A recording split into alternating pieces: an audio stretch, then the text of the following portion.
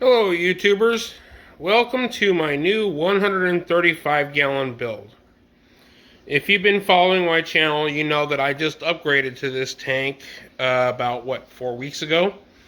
I used to have a 55 gallon tank that was sat here. I just replaced it with this new 135 back on July the 10th. So let's start delving into the depth of this tank here.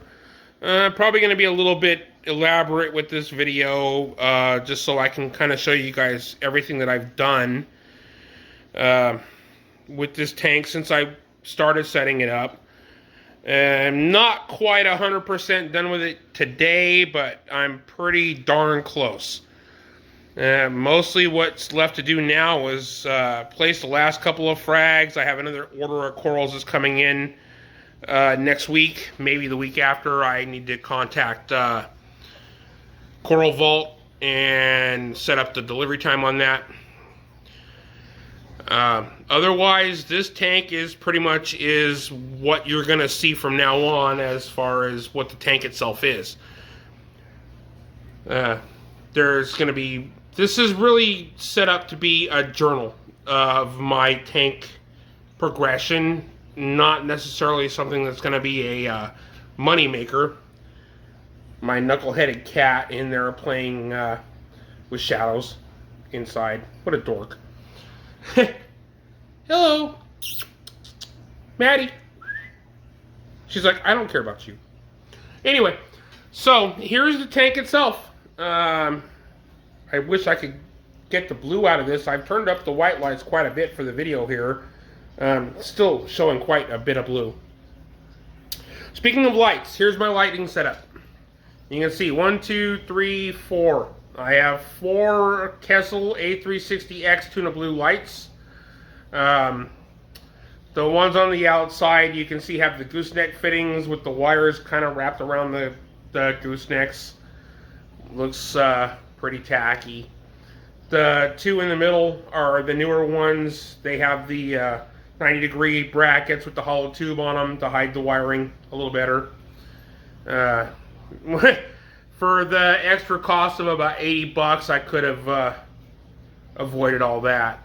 But it is what it is. It's too late to do anything about it now. So, down into the tank here, you can see on the far right here, that's I've done a lot of new rock in this tank. You can really see the color difference. You see the dark purple rock at the bottom versus the whiter and the greener rock. I'm hoping you can see that. A lot of new rock in this tank. Of course, I went from 55 to 135 gallons, so I've increased the volume in here quite a bit. And, of course, for that reason, I needed more rocks. So, realistically, I'm treating this tank, and my expectations of this tank are, this is a, quote, new build with a skip cycle. I had enough existing rock in here to easily skip cycle this tank. Plus, when I did the actual build on this tank, the actual transfer, I reused, of course, all of the rock and all of the old sand and as much of the clear tank water from the original 55 gallon as I possibly could. So this tank is not what I would say is a, quote, brand new build, but it is really also not like an established and mature tank. This tank is definitely going to be maturing from the position it is now today. So you can see here I built a couple of what I would call these kind of habitat scapes. Sort of a negative scape kind of a theme, but with really more of a place for fish to hide and corals to grow, more shelf space. This was all big boulders of rock that I broke apart and glued together and made these scapes out of it. This purple rock in the back here, this is my original negative scape that I had in my old 55 here. All this purpley rock here in the back, this dark colored stuff, that was all original to the old tank. Picked up a couple of sand sifting starfish. There's 2 of them in here. I'm not going to search for the other one here on the video. There's Dory. Hello. Royal Grama that came out of my other 32-gallon tank and got put into this one. He's getting a little too big for that tank.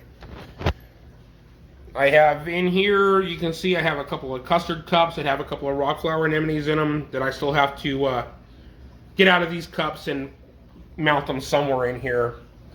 Mounted that one today and that one today. There's another one kind of hiding in there. I don't think I can get him to come in the video. But there's another rock flower anemone right there in that crevice of that rock. SPS coral here, bubblegum digitata up above here, rock flower anemone in the back, Jason Fox jack-o'-lantern, I believe that one is, here in the back, if it'll focus. So, yeah, this tank, I've lost some things, unfortunately, in the transfer. Some of the SPS corals did not like being moved. Some of the others have done well, and some of the others have pretty much stayed the same. I did lose a really nice Black Mamba torch that, if you saw my last video, you noticed that it was already kind of on its way out.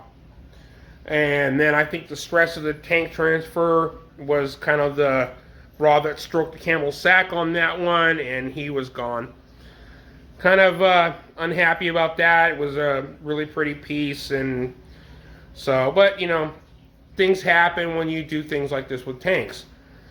Other pieces that are doing okay and surviving: Splatter Hammer here, Bluetooth Hammer there. Galaxia. I believe this is the Jedi Mind Trick Favia here.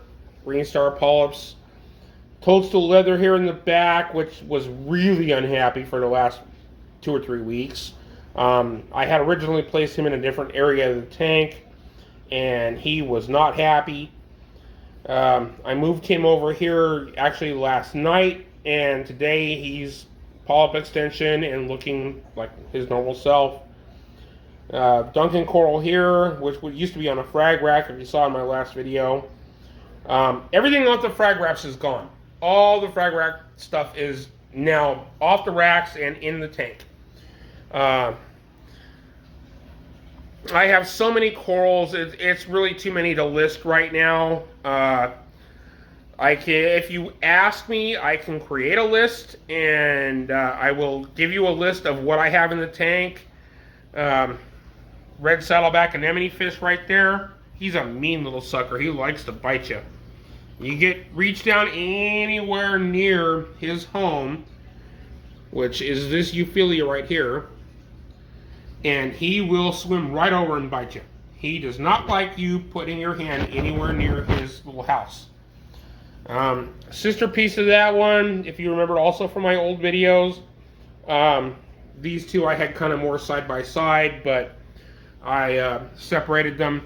I actually had both of them in the same little area yesterday, and the red saddleback didn't like it. He wants his house in this little corner here on the right. So I moved a piece back over here for him. Behind there, you can see there in that little crevice, that is a Kermit Alleviapora.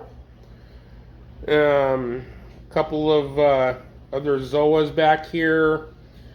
That freckle face that was still looking really bad in the last video, and not looking a whole lot better today, but it's still alive, so I'm gonna hang on to it.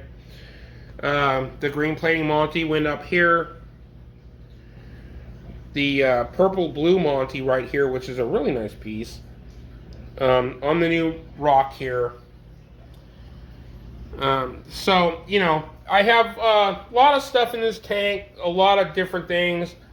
The trumpet coral here in the back,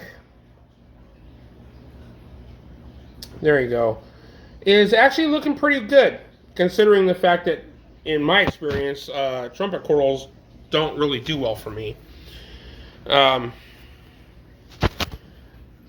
Behind that cardinal right there we go. That is a Burning Banana Stylo. Really pretty piece there. A Zoa there, and another Favia, if I'm not mistaken. Nice little SPS, couple of SPS pieces in the back. The one on the right there is a branching Montipora. Kind of excited to see how that one's going to do. So far, so good. It looks really great. It looks like it's growing well. I'm really excited to start watching it branch and become like one of those, you know, massive SPS pieces that you see in tanks. What I call the purple plate, which actually looks more like a reddish. You can see that white ring all around the outside of every surface of it. That's all new growth in the last month. Since it went into this tank, this thing has exploded. Looking great. Really excited to see this thing grow out more and take over more of the tank. Right next to that, to the left there, is one of the bird's nests. They didn't like to transfer the tank. I think I've lost both of them. One of them was gone completely. I already threw it away. But this one looks like it has some color on it still, so I'm going to hang on to it, see what it does. Back in the back there, that was, well, hello. Back in the back there, that is the blue tip torch, which the Wyoming white clownfish has decided to make home. I don't think the torch likes that arrangement very much, but not much I can do about it for the moment. My rock flower anemone there, one of my red ones. A couple other pieces here I've already shown you. So anyway, guys, this is my tank today. It is 99% complete. Oh, let me also show you. Get off of there. My stupid cat is being silly and trying to attack the doors of the tank. There's another video I have posted of the sump. This is the eShops AR300 Refugium sump. It's really full right now because I have all the flow turned off for the video. So you can see like the skimmer is sitting all the way up to the bottom of the cup here, almost in water. My refugium section here, there are returns in the back. The power tower here, which I found this guy on Amazon. It wasn't even expensive, like 30 bucks. Each one of the rings has 4 plugs, and they're all independently controlled by those orange buttons you can see there.